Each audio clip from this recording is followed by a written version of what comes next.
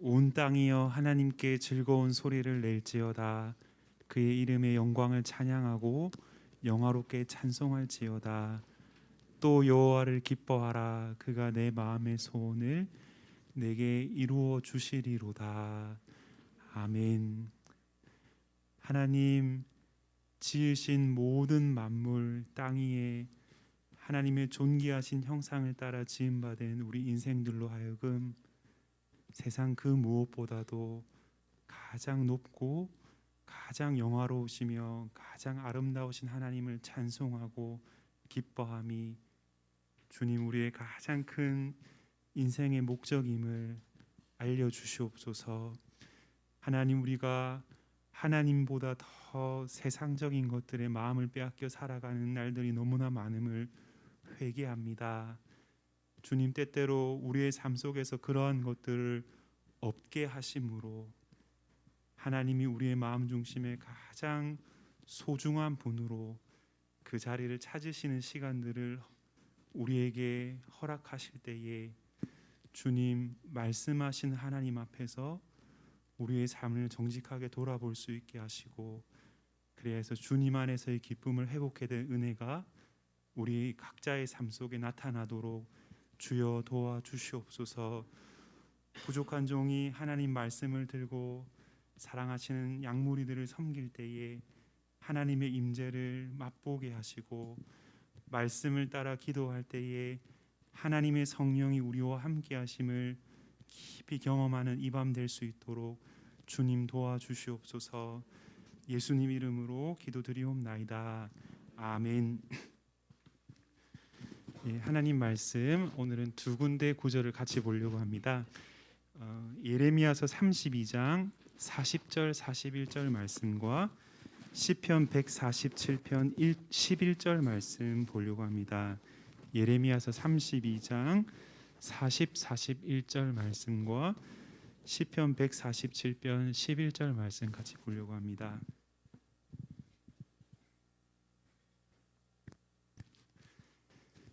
예레미야서 32장 40절 41절 말씀 구약 1104쪽에 있는데 제가 한번 읽어드리겠습니다. 내가 그들에게 복을 주기 위하여 그들을 떠나지 아니하리라 하는 영원한 언약을 그들에게 세우고 나를 경외함을 그들의 마음에 두어 나를 떠나지 않게 하고 내가 기쁨으로 그들에게 복을 주되 분명히 나의 마음과 정성을 다하여 그들을 이 땅에 심으리라. 시편 147편 11절입니다. 우리 같이 한번 읽어볼까요? 시작. 여호와는 자기를 경외하는 자들과 그의 인자하심을 바라는 자들을 기뻐하시는도다. 아멘. 본문에 대한 주회를 하는 것 이전에 전체적인 주제 설교로 여러분과 함께 여호와를 기뻐하라라고 하는 주제로 함께 이 말씀을 좀 살펴보려고 합니다. 지난 시간에 저희는 저와 여러분들은 우리가 우리의 삶 속에서 하나님을 영화롭게 하는 것, 하나님께 영광을 돌려드리는 것과 또 그분을 영원토록 즐거워한다라고 하는 이 두 가지로 표현되어진 인생의 목적은 사실 동일한 한 메시지라는 사실을 함께 살펴보았습니다. 즉 저와 여러분들이 즐거움을 누리는 것, 우리가 즐거워하며 추구하는 어떤 특별한 일 한 가지는 하나님을 향해서 영광을 돌려드리는 일이 될 수 있다. 이제 그렇게 말씀하는 것이죠. 그러면서 제가 예를 들기를 이제 아내를 위해서 결혼 기념일을 준비하는 이야기들을 들려드렸는데요. 아내를 위해서 남편이 결혼 기념일을 서로에게 축하하기 위해서 그 시간을 준비할 때에 시간을 들이고 발품을 팔아서 그녀에게 줄 선물을 준비하고 그래서 그날이 되었을 때 그녀에게 짠 하고 선물을 주면서 그날 준비되어진 모든 그 시간들을 함께 나누는 그 것들을 통해서 그 일을 행할 때 그녀의 존재를 너무나도 기뻐하는 기쁨 가운데에서 그 모든 결혼 기념일을 축하하는 일들을 행할 때에 그녀를 기뻐하는 모든 가정들 전체가 다 그 아내를 높이고 그 아내에게 영광을 돌리는 일이 된다. 이제 그렇게 말씀을 드렸죠. 그러면서 전제할 것이 하나가 있는데 그것이 뭐냐면 바로 그 결혼 기념일에 아내와 함께 나누는 그 교제를 어떤 의무나 책임감으로 하는 것이 아니다라고 하는 것이죠. 혹은 그 일들을 하지 않았을 때 일어나게 될 불상사가 일어나게 될 텐데 그 일들로 인해서 두려움이나 공포 때문에 아내를 사랑으로 섬기는 일을 하는 것이 아니라 그 모든 과정 전체가 아내에게 사랑을 고백하고 아내를 기쁘게 하는 모든 그 전체가 그 일을 행하는 남편의 기쁨이기도 하다라고 하는 것이죠. 그랬을 때에 그와 마찬가지의 방식으로 우리가 하나님을 우리의 가장 큰 만족이시오 가장 큰 기쁨으로 여기며 그분을 향한 기쁨과 사랑을 고백하며 살아갈 때에 하나님께서 우리를 통해 영광을 받으신다. 이제 그렇게 말씀드릴 수 있는 것이죠. 그런 마음을 갖고서 여러분들이 성경을 살펴보실 때요, 성경 곳곳에서 우리로 하여금 한 명령을 요구하는데 그게 뭐냐면 여호와를 기뻐하라라고 하는 이런 명령들이 성경 곳곳에서 우리에게 주어지고 있음을 보게 됩니다. 바로 그런 동일한 마음 중심을 갖고서 이런 명령들을 순종하려고 마음을 먹을 때에 사실 이 명령들은 저와 여러분이 더 이상 명령일 수 없고 명령 그 이상의 일들이 되기 시작하는 것이죠. 여호와를 기뻐하라 이렇게 말씀했을 때에 명령되고 있습니다. 저와 여러분들에게. 그리고 이 명령은 일종의 율법과 같은 것인데요. 곧 명하여졌기 때문에 이제 율법이라고 할 수 있는데 그런데 사실 이것은 더 이상 명령이라기보다는 자발적인 기쁨의 일이 된다라고 하는 것이죠. 제가 저희 아내와 이제 교제를 시작하게 되었을 무렵에 이제 서로 이제 마음을 이렇게 서로 고백하고 나누는 그런 시간들이 있지 않았겠습니까?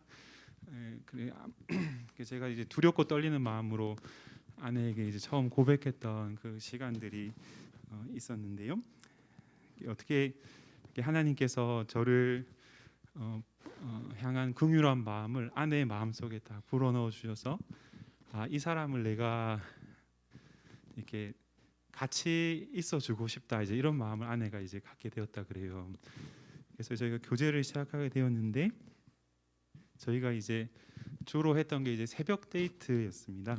새벽에 함께 새벽 기도를 드리고 간단하게 이제 아침을 먹으면서 서로 이제 준비해가 뭐 고구마라든지 혹은 뭐 샐러드 같은 것들을 이제 서로 공원 같은 데서 같이 까먹으면서 이제 교제를 나누는 시절이 있었는데요. 보통 연애를 시작하면은 밤 늦은 시간까지 통화를 이제 하는 경우가 있지 않겠습니까?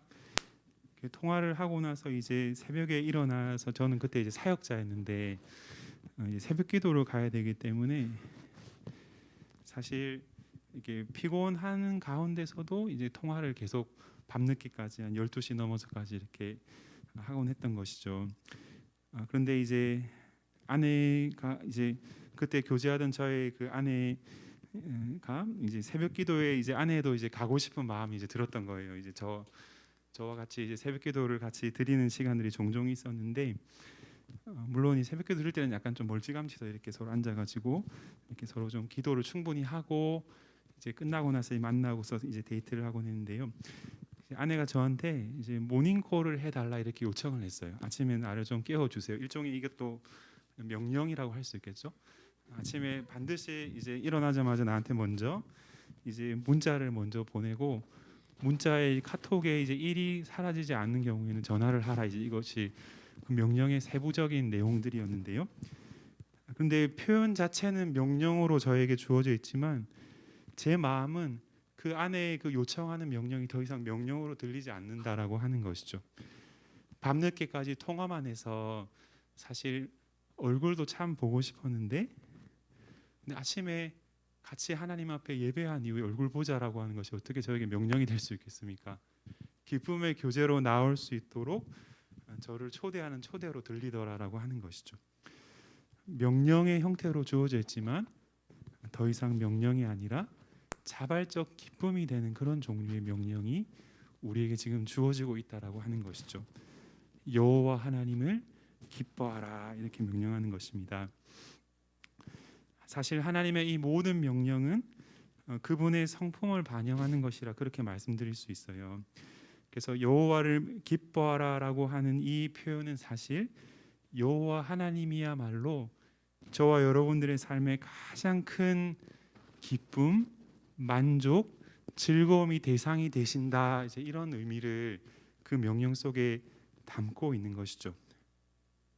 그리고 기독교 신앙만큼 이 여호와 하나님의 기쁨, 곧 우리의 삶의 기쁨이야말로 신앙의 가장 큰 본질의 하나다. 이렇게 이 명령은 우리에게 말씀해 주고 있는 것입니다.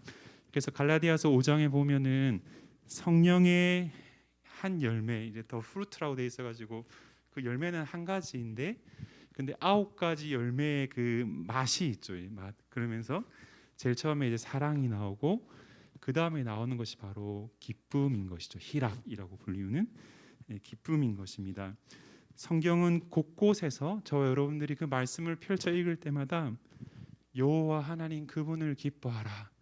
여호와를 기뻐하는 것이야말로 너희의 힘이니라. 이렇게 우리에게 가르쳐 주신다라고 하는 것이죠. 이것이 저와 여러분들의 신앙생활의 핵심이고 더욱더 열렬히 추구되어져야 할 것이라는 사실을 우리는 성경을 통해서 강단에서 울려 퍼지는 메시지 가운데 날마다 듣고 있는 것이죠. C.S. 루이스와 같은 사람은 우리에게 이렇게 말합니다. 우리의 신앙생활 가운데 너무나도 결핍되어져 있는 것 한 가지가 있는데 바로 그것은 하나님을 기쁨으로 갈망하는 것. 이것이 우리의 신앙에 사실 너무나도 결핍되어진 신앙생활을 오늘날 사람들은 하고 있다라고 하는 것이죠. 왜냐하면 하나님 외에 다른 것으로 기뻐하고 갈망할 것들이 너무나 넘쳐나는 세상이기 때문에 그렇다는 것입니다. 그러면서 그는 말하기를, 제가 약간 저 자신의 표현으로 좀 바꾸어 보았는데요. 우리는 디즈니랜드에 가서 오늘 하루를 실컷 즐겁게 놀자라고 권하는 부모님의 권유에 대해서 오늘도 변함없이 저는 이 놀이터에서 계속해서 흙으로 장난치며 놀래요라고 말하는 그런 어린아이와 같은 대답을 하는 사람들이다. 이제 그렇게 말한다는 것이죠. 하나님 안에서 주시는 더 큰 기쁨, 더 큰 영원토록 지속될 만한 그 무한한 기쁨을 누리는 것에 비해서 우리는 이 땅에서 돈을 더 많이 벌고 이성과의 사랑에 탐닉하며 살고 명예를 추구하고 세상에서 높아지는 것 등등을 갈망하며 사는 때가 너무나 많다. 이렇게 말하는 것입니다. 하나님의 영혼에 비하여서 너무나 찰나와 같이 여겨질 만한 세상의 기쁨에 젖어 살아가기 때문에 세상에서 우리가 지닌 문제는 우리가 너무 많은 것을 갈망하기 때문에 우리가 문제가 있다 이렇게 말하는 것이 아니라 우리의 문제는 너무 적게 갈망하는 것, 이것이 우리의 문제의 핵심일 수 있다는 것이죠. 오늘 메시지는 우리가 기쁨으로 갈망해야 할 그 하나님이 어떠한 분이시고 우리가 그분을 갈망할 수 있는 이유가 무엇인지를 여러분과 함께 살펴보기 원합니다. 그래서 그분께 우리의 기쁨을 두며 살아가는 것이 우리에게 얼마나 복된 일인지를 같이 한번 여러분과 생각해 보기를 원하는데요.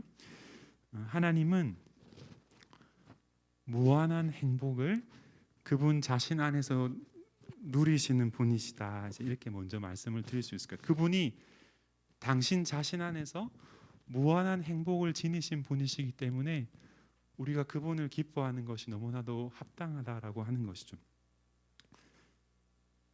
저와 여러분들은 어떠한 때 가장 행복감을 느낍니까? 여러분들은 최근에 어떤 상황 가운데서 나는 정말 행복해 이제 이런 마음을 한번 느껴보신 적이 있으신가요? 저는 뭐 여러 다양한 답들이 이렇게 한 분 한 분마다 다 다르게 존재할 수 있다고 생각이 드는데 제가 가지고 있는 답은, 그리고 성경이 우리에게 말하고 싶어하는 답은, 관계 안에서 사랑으로 서로를 누릴 때 우리는 가장 행복하다. 이제 그렇게 말씀을 드릴 수 있을 것 같아요. 서로의 존재를 있는 모습 그대로 오픈하는데, 사실 여러분 자신에 있는 그 사실 약한 부분들, 허물과 같은 여겨질 만한 부분들, 사람들이 듣고 알게 되었을 때 혹시나 나에 대해서 이렇게 삐딱하게 보거나 판단하지 않을까 싶은 그런 주제에 해당하는 것들까지도 저 사람에게 가지고 가면은 저 사람은 나를 판단하거나 나를 정죄하지 않고 있는 모습 그대로 나를 받아들여 줄 수 있어. 이제 그런 관계 안에서 자기를 오픈하고 자기를 열어 보이고, 그럴 때 거절당하거나 혹은 비난당할 것을 두려워하지 않는 그런 관계가 여러분들 있으십니까? 그런 사람에게 가서 마음속에 있는 깊은 탄식 어린 이야기들도 거리낌 없이 꺼내면서 때로는 그 앞에서 울기도 하고, 또 때로는 그 앞에서 용납받음도 경험하고, 또 그이가 하는 이야기를 나도 그렇게 받아주고, 그렇게 사랑하고 사랑받는 관계를 누릴 때 사실 저와 여러분들은 가장 큰 행복을 누린다, 그렇게도 말씀을 드릴 수 있을 것입니다. 그런데 성경은 하나님의 본성적인 특징을 설명하면서 요한 1서에서 우리에게 이렇게 말하는 구절이 나오죠. 어떤 구절입니까? 사랑하는 자들아, 우리가 서로 사랑하자. 사랑하는 자마다 하나님께로부터 나서 하나님을 알고, 사랑하지 아니하는 자는 하나님을 알지 못하나니 하나님은 사랑이시라. 이런 구절이 나옵니다. 영어로 이제 God is love 이렇게 불리는 구절이죠. 이 God is라 되어 있을 때 이 God is는 이제 현재형이긴 하지만은 신학적인 의미에서는 영원한 현재, 이제 이렇게도 표현을 합니다. 과거와 현재와 미래의 영원토록 하나님 그분의 변함이 없으신 본질적인 한 특징이 있는데, 그것이 바로 그분이 사랑이시다라고 하는 것이죠. 곧 이 말은 이 세상이 존재하기 전에, 이 세상을 하나님께서 창조하시기 이전에 하나님은 홀로 계시던 그때에도 하나님은 사랑이셨다, 이제 이렇게 성경이 우리에게 말씀하고 있는 것이죠. 근데 한번 우리가 생각하기로 사랑이라고 하는 것은 사랑하고 사랑받는 대상을 전제하는 것이기 때문에, 이 하나님은 사랑이시다라고 하는 이 성경 말씀을 보면서 조나단 에드워즈 같은 사람은 이 구절이야말로 하나님께서 삼위로 계심을, 곧 복수로 존재하시는 분이심을 말해주는 증거다라고도 그렇게 말을 했는데요. 우리는 그렇게 한번 질문해 볼 수 있을 것 같아요. 하나님이 이 세상 만물을 창조하시기 전에 곧 하나님 홀로 계셨을 바로 그때에 하나님은 도대체 무엇을 하고 계셨을까? 우리 이렇게 질문을 한번 해볼 수 있을 것 같아요. 요한복음 17장의 표현에 의하면 그 하나님께서는 이 세상 만물을 창조하시기 전에 무엇을 하셨냐면 바로 하나님은 사랑하고 계셨다, 이렇게 말씀드릴 수 있을 겁니다.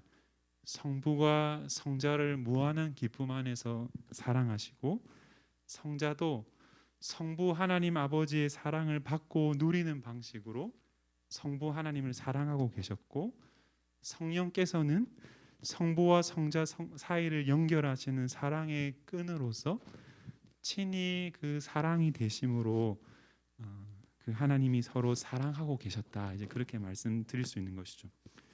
이 사랑이 서로를 향해서 무한히 표현되고 나타남으로 하나님은 서로가 서로를 사랑함으로 무한한 행복, 기쁨을 누리시는 분이시다, 이렇게 말씀드릴 수 있는 것이죠.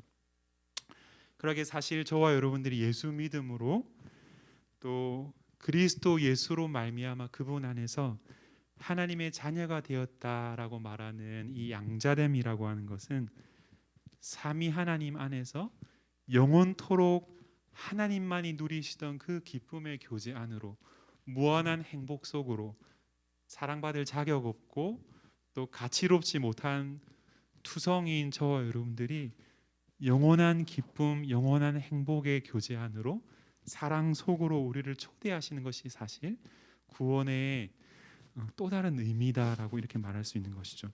그런데 한번 생각해 보십시오. 만약에 불이 난 빌딩에서 저와 여러분들이 불이 난 빌딩에 갇히게 되었는데, 우리를 구원해 주기 위해서 소방수들이 막 소방차가 수십 대가 몰려와서 저와 여러분들을 가까스로 구출해 주었다라 그랬을 때에 어떤 의미에서 이 소방수들이 저와 여러분들의 살려줬으니까 우리의 구원자일 수 있지 않겠습니까? 제가 어느 날 이제 신문 기사를 읽을 때에 그 PTSD라고 불리우는, 그래서 외상후 스트레스성 장애라 그래서 9.11 테러라든지 혹은 뭐 전쟁의 터에서 이제 전쟁을 직접적으로 겪었던 사람들, 혹은 그 9.11 테러의 그 월드 트레이드 센터가 이제 그 불에 타고 이제 그랬을 때 사람들을 구출해내는 그 일을 했던 수많은 그 소방관들이 그 일을 다 마친 이후에 너무나 많은 사람들의 수가 이 심각한 외상후 스트레스성 장애를 겪는다라고 하는 그런 기사를 읽은 적이 있습니다. 그들은 자기의 눈앞에서 사람들이 죽어가는 모습을 목격하기도 했고, 가장 가까이서 함께 땀 흘렸던 동료를 잃어버리기도 했던 그런 일들을 무수히 많이 겪었던 사람들이었기 때문에, 사실 우리가 잘 상상하지 못했지만 이제 그런 분들 가운데는 극심한 우울증에 빠지는 사람이 있고, 그래서 그 우울증을 견디지 못해서 스스로 극단적인 선택을 하는 그런 경우들이 발생한 사례가 있다, 이제 그런 기사를 한번 읽었는데요. 하지만 한번 생각해 보십시오. 우리가 불에 타는 빌딩에서 구출이 되었을 때에 이 소방수들이 평상시에 어떠한 마음 상태로 살아가고 있는지는, 혹은 그들이 행복한 사람들인지, 그들이 삶에서 우울증을 겪고 있는지, 이런 것들은 사실 우리와 직접적인 관계는 없을 것입니다. 구출된 이후에 너무 감사한 마음을 표현하고 각자 다른 일상의 삶을 각자가 살아가기 때문에 그분들이 우리를 구출해 준 여부와 상관없이, 그분들의 마음의 평상시의 상태와 상관이 없이 그것은 우리와 무관하다라고 하는 것이죠. 그런데 저와 여러분들을 죄에서부터 건져내시고 우리를 구원해 주신 그 하나님이 행복한 분이 아니시다. 그 하나님께서 마치 이제 우울증에 걸려 있는 그런 부모님이라든지 혹은 가족 친지와 같은 분이시다라고 생각해 보십시오. 구원받은 이후에 영원한 하나님의 나라에서 그분과 동행하며 살아갈 때에 그분이 기쁨이 없고 그분이 행복하지 않으신 분이시다라고 하면은 사실 심각한 문제가 일어날 수 있다라고 하는 것이죠.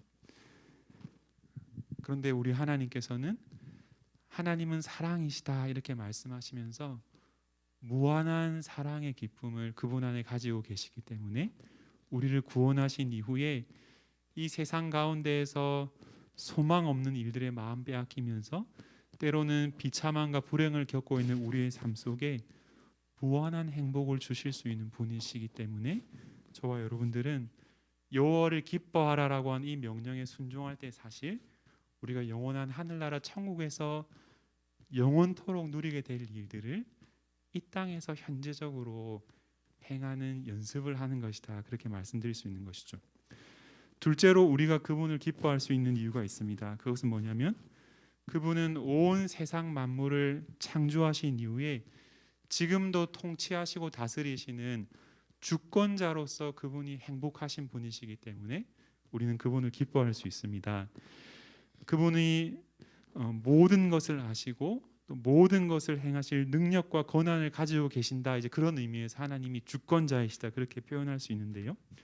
그분은 동시에 악한 통치자가 아니고 선하고 의로우신 분으로서 주권자이시다라고 하는 것이죠. 시편 115편은 이렇게 말합니다. 오직 우리 하나님은 하늘에 계셔서 원하시는 모든 것을 행하셨나이다. 시편 115편 3절은 이렇게 말합니다. 우리 하나님이 하늘에 계시다라고 하는 이 말은 물리적으로 하나님이 계신 공간을 의미하는 것이면서 동시에 하늘에 계시다라는 그 표현 속에 하나님보다 더 높으신 분이 없다 이렇게 말하는 것이고, 그분은 그 어디에도 종속되거나 갇혀 계신 분이 아니시다, 이런 의미를 동시에 갖고 있는 것이죠. 가장 높은 곳에서 온 세상 만물을, 우리의 삶을 통치하시고 다스리시는 하나님이 주권자이시다는 사실을 이 표현이 우리에게 말씀하고 있는 것이죠. 한 나라의 주권자가 누구이냐에 따라서 그 나라에 속한 백성의 삶이 절대적으로 좌우된다라고 한다면은 우리는 항상 우리가 북한에 태어나지 않고 이 남한에 태어났다는 사실로 인해서 너무나 안도하고 기뻐할 수 있을 것입니다.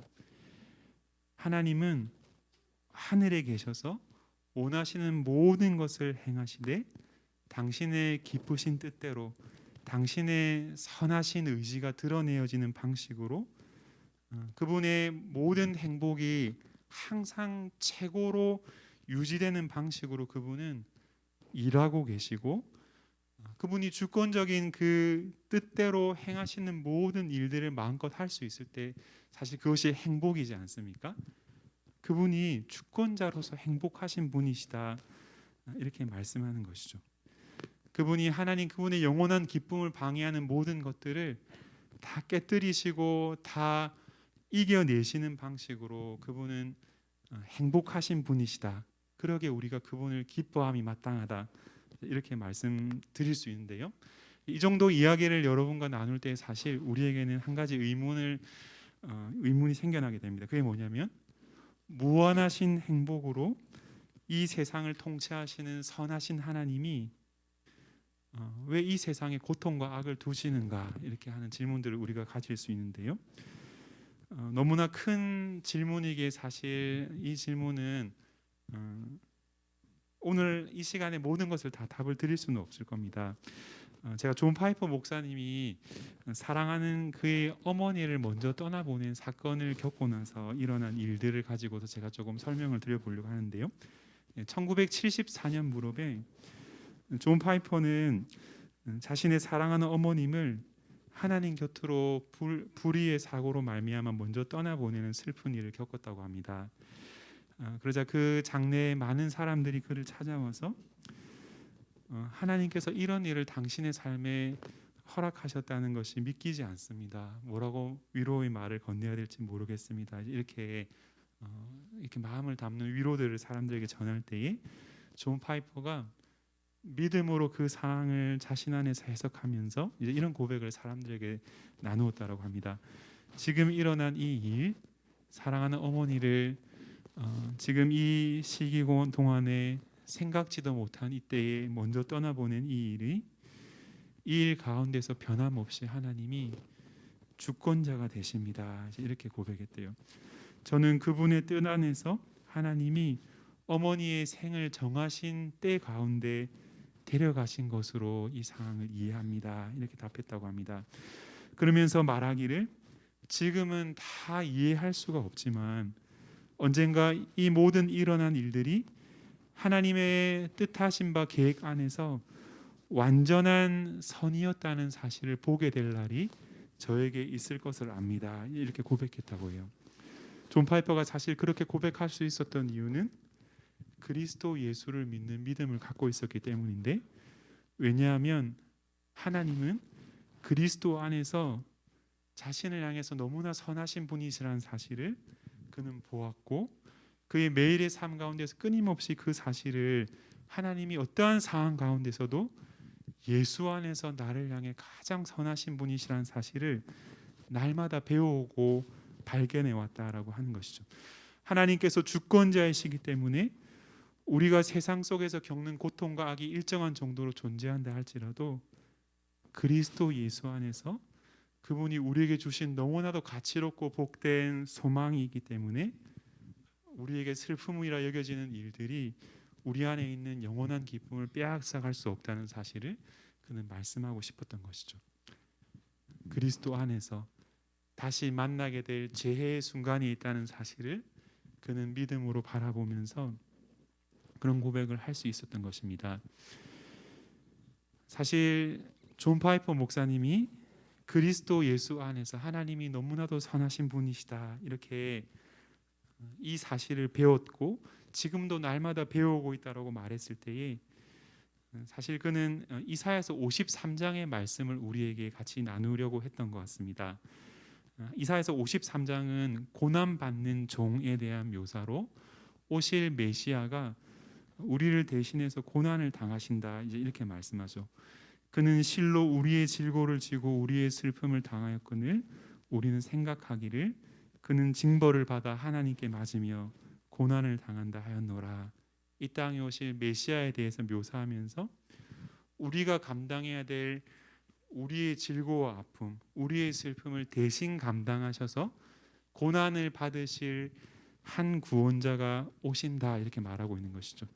그는 징벌을 받아 하나님께 맞고 하나님께 고난을 받는다 그랬을 때에 하나님께서 말씀하시고 있는 그 대상은 하나님 그분의 독생자 아들 예수 그리스도를 하나님이 지칭하여서 말씀하고 있는 것이, 내가 나의 가장 사랑하는 영원한 기쁨의 대상인 내 독생자 그리스도를 고난 가운데 둘 것이고 그에게 고통을 가할 것이고 매를 맞아 징벌을 받도록 만드는 일을 내가 할 것이다. 그러면서 이사야서 53장 10절에 보면은 여호와께서 그에게 상함을 받게 하시기를 원하사 질고를 당하게 하셨은즉 그의 영혼을 속건 제물로 드리기에 이르면 그가 씨를 보게 되며 그의 날은 길 것이요 또 그의 손으로 여호와께서 기뻐하시는 뜻을 성취하리로다. 하나님께 그리스도를 십자가에 내어 죽게 하신 그 일은 가장 사랑하는 아들을 잃어버리게 되는 고통의 순간을 그분이 겪으셨음을 우리에게 말씀하는 그 장면이라고 할 수 있습니다. 그런데 그 일이 마침내 완성된 그 구원의 절정에 이르러 사실 그 일이 가장 고통스러운 일이었지만은 그 일로 인해서 잃어버린 당신의 자녀들, 죄악 가운데 있으나 하나님의 은혜를 잃어버린 그 인생들을 하나님께로 인도하는 하나님의 기뻐하시는 놀라운 일들이 되었음을 또한 말씀하고 있는 것이죠. 구속사 전체를 시작부터 끝까지 함께 바라보시는 그분은 그분의 전지하심 가운데에서 그분의 사랑하는 아들을 잃어버리시는 그 고통을 겪으시면서 마지막을 바라보시며 기뻐하셨다, 이렇게 말씀하는 것입니다. 또 그의 손으로 여호와께서 기뻐하시는 뜻을 성취하시리로다. 지금은 죽게 하지만은 그러나 그 죽으시고 부활하실 그 독생자 아들 안에서 수많은 당신의 잃어버린 백성들이 다시금 하나님의 영광스러운 나라에 들어오게 될 것을 바라보면서 그분은 끝을 바라보시면서 기뻐하셨다라고 하는 것이죠. 지금 겪고 있는 이 땅에서의 고통과 아픔, 눈물의 때들을 그분은 영원한 그 영광을 바라보시면서 기쁨으로 견디셨다. 그래서 그분의 주권적인 뜻 안에서 그 무엇도 하나님의 궁극적인 그 기쁨을 좌절케 만드는 것은 없다. 우리는 고난과 악의 문제를 그렇게 해석할 수 있다라고 하는 것이죠. 그분이 주권자이시기 때문에 그분이 무엇이든 원하시는 대로 그분의 선을 이루시는 방식으로 행하시는 분이시기 때문에 그분 안에는 영원한 기쁨이 있고, 그래서 우리는 그분 안에서 기쁨을 누리는 것이 우리에게 합당하다라고 하는 것이죠. 그 하나님의 행복이 저와 여러분에게 은혜로 흘러 넘쳐 나오는 것을 우리는 은혜라 이렇게 부릅니다. 우리에게 흘러 넘쳐오는 그 하나님의 행복을 우리는 은혜로 값없이 받고 누리게 된다라고 하는 것이죠. 무한한 기쁨을 지니신 그분이 우리에게 선을 행하심으로 그 기쁨을 거저 선물해 주시죠. 로마서 5장에 보면 이런 표현이 나오는데요. 우리가 연약할 때에, 우리가 죄인 되었을 때에, 심지어는 우리가 하나님을 향해서 원수 되었을 때에 하나님께서 우리에게 하신 일들이 하나님 그분이 우리를 향한 완전한 사랑을 확증하신다, 이렇게 말하면서 그분이 무엇을 행하셨는지를 말하기를 예수 그리스도를 십자가에 달려 죽게 하심으로 우리를 향한 당신의 사랑을 확증해 보이셨다, 이렇게 말합니다. 우리가 때때로 삶을 살아가면서 혹은 세상 사람들이 하나님이 어디 계시냐, 그분이 무슨 사랑이시며 선이시냐 이렇게 질문할 때 우리가 하나님 사랑의 가장 확증하신 증거로 드러내 보일 수 있는 한 증거가 있는 것이 바로 예수 십자가다라고 하는 것이죠. 그 십자가를 바라보면서 우리의 만 가지 죄를, 우리가 감당해야 될 그 고통의 질고를 그분이 대신 지시고 십자가에 달려 죽으시기까지 우리를 사랑하시는 그 사랑을 우리는 보게 된다라고 하는 것이죠. 기독교의 하나님은 우리의 고통을 경험하여 아시는 하나님이십니다. 그분은 우리 곁으로 찾아오셔서 우리가 흘리는 눈물과 아픔을 친히 겪으신 그분이 우리를 가장 참되게 위로하시고 회복시키시고 일으키시는 그 방법이 바로 예수의 십자가다라고 하는 것이죠.